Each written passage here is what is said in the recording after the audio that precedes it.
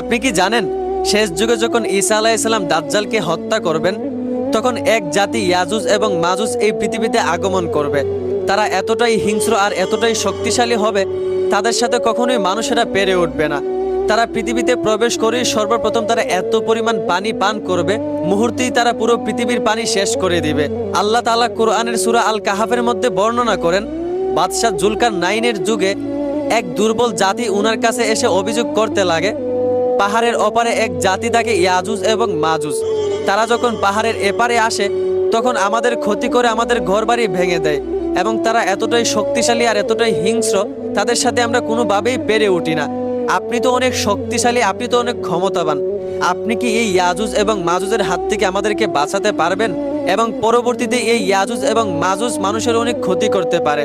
বাদশাহ জুলকারনাইন তখন তাদের মুখ থেকে এই কথাগুলো শুনে উনি ইয়াজুজ এবং মাজুজের হাত থেকে মানুষকে বাঁচানোর জন্য তিনি দুই পাহাড়ের মাঝখানে লোহা এবং গলিত তামা দিয়ে অত্যন্ত শক্তিশালী একটি দেওয়াল নির্মাণ করেন, যেই দেওয়াল কখনোই হাতুড়ি দিয়ে ভাঙা সম্ভব না, এমনকি যেই দেওয়াল কখনোই টপকানো সম্ভব না। কিন্তু হাদিসে স্পষ্টভাবে এসেছে ইয়াজুজ এবং মাজুজ যখন এই দেওয়ালটা দেখবে তারা বসে থাকবে না, বরঞ্চ তারা সকাল থেকে সন্ধ্যা পর্যন্ত ওই দেওয়ালটা ভাঙার চেষ্টা করবে। এমনকি তারা এত পরিশ্রম করবে, তারা সকাল থেকে সন্ধ্যা পর্যন্ত পরিশ্রম করার পর দেখবে দেওয়ালে বড় একটা ফাটল তৈরি হয়ে গেছে, অপারের সূর্যের আলো তাদের গায়ে লাগতেছে, অপারের বাতাস পর্যন্ত তাদের গায়ে লাগতেছে। তারপর তাদের একজন সর্দার এসে বলবে, বেশ আজকের মতো কাজ বাদ দিয়ে দাও, আগামীকালকে আমরা এই দেওয়ালটা পুরোপুরি ভেঙে ফেলবো, তারপর আমরা পৃথিবীতে প্রবেশ করব।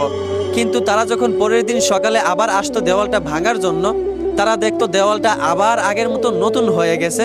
তারা যেইটুকু ভেঙেছিল, যেইটুকু ফাটল দড়িয়েছিল, সেইটুকু ফাটল মিটে গেছে, আবার নতুন হয়ে গেছে। তারা আবারও সকাল থেকে সন্ধ্যা পর্যন্ত পরিশ্রম করবে, দেওয়ালটা ভাঙার চেষ্টা করবে।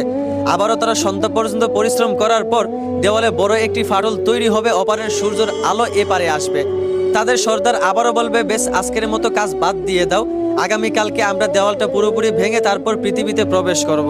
কিন্তু তারা যখন আগামীকাল আবারও সকালে আসবে, আবারও এসে দেখবে দেওয়ালটা আগের মতো নতুন হয়ে গেছে, তাদের পরিশ্রম বৃথা গেছে। বলা হয় প্রতিদিন সকালে এসে দেওয়ালটা নতুনভাবে দেখার কারণ তারা প্রতিদিন কাজ শেষ করে যাওয়ার পর পরের দিন দেওয়ালটা ভেঙে ফেলবে, এই কথা বলার আগে ইনশাআল্লাহ না বলার কারণে আল্লাহ এই দেওয়ালটা আবারও নতুন করে তৈরি করে দিতেন। হাদিসে এসেছে ইয়াজুজ এবং মাজুজ কিয়ামতের আগ পর্যন্ত ওই দেওয়ালটা ভাঙার চেষ্টাই করবে এবং সকাল থেকে সন্ধ্যা পর্যন্ত ভাঙবে, পরের দিন সকালে আবার এসে দেখবে সেই দেওয়ালটা নতুন হয়ে গেছে। শেষ যুগে যখন ঈসা আলাইহিস সালাম দাজ্জালকে হত্যা করবেন, ঠিক তখনই ইয়াজুজ এবং মাজুজ সকাল থেকে সন্ধ্যা পর্যন্ত পরিশ্রম করার পর দেওয়ালটায় অনেক বড় ফাটল তৈরি হবে। তখনই ইয়াজুজ এবং মাজুজের মধ্যে তাদের সর্দার ডেকে বলবে, বেশ আজকের মতো কাজ বাদ দিয়ে দাও, ইনশাআল্লাহ আগামীকাল আমরা এই দেওয়ালটি পুরোপুরি ভেঙে পৃথিবীতে প্রবেশ করব। তো এই ইনশাআল্লাহ বলার কারণে পরের দিন আল্লাহর ইচ্ছায় এই দেওয়ালটি ভেঙে যাবে, তারা পৃথিবীতে প্রবেশ করবে। পৃথিবীতে প্রবেশ করেই তারা সর্বপ্রথম এত পরিমাণ পানি পান করবে, মুহূর্তেই তারা পুরো পৃথিবীর পানি শেষ করে দিবে। তারপর তারা পৃথিবীর মানুষের বাড়িঘর ভেঙে দিবে, মানুষকে হত্যা করতে শুরু করবে। তারপর মানুষ এদের হাতে নির্যাতন হয়ে ঈসা আলাইহিস সালামের কাছে তারা অভিযোগ করবে। তারপর ঈসা আলাইহিস সালাম এবং মুমিন বান্দারা মিলে আল্লাহর কাছে দোয়া করবেন এই ইয়াজুজ এবং মাজুজের হাত থেকে তাদেরকে বাঁচানোর জন্য। আল্লাহ ঈসা আলাইহিস সালামের দোয়া কবুল করবেন। তারপর আল্লাহ পৃথিবীতে ইয়াজুজ এবং মাজুজের গাড়ে এমন একটি পোকা সৃষ্টি করবেন যার ফলে ইয়াজুজ এবং মাজুজ এই পুরো জাতিটাই নিমিষেই ধ্বংস হয়ে যাবে। তারপর তাদের লাশ পুরো পৃথিবীতে ছড়িয়ে ছিটিয়ে পড়ে থাকতে দেখা যাবে। তারপর আল্লাহ এক বিশাল বৃষ্টি দিবেন, সেই বৃষ্টিতেই ইয়াজুজ এবং মাজুজ দুয়ে মিশে একদম উদাও হয়ে যাবে। আল্লাহ আবারও পৃথিবীটাকে শান্ত করে দিবেন, আবারও পৃথিবীতে শান্তি ফিরে আসবে। এখন প্রশ্ন আসতে পারে, এই ইয়াজুজ এবং মাজুজ বর্তমানে কোথায় আছে? সহিহ হাদিসে এখন পর্যন্ত তাদের বর্তমান অবস্থা নির্দিষ্টভাবে বলা হয়নি, তবে তারা ঠিকই কোথাও না কোথাও আছে। অবশ্যই একদিন তারা এই পৃথিবীতে প্রবেশ করবে, আর যা যা এই হাদিসে এসেছে অবশ্যই তা ঘটবে। আসলে এই হাদিস থেকে বোঝা যায় যে আল্লাহ মানুষকে বিপদ দেন এবং আল্লাহর কাছে চাইলে আল্লাহ আবার মানুষকে বিপদ থেকে উদ্ধার করেন। যাই হোক, আশা করি বুঝতে পারছেন। ধন্যবাদ।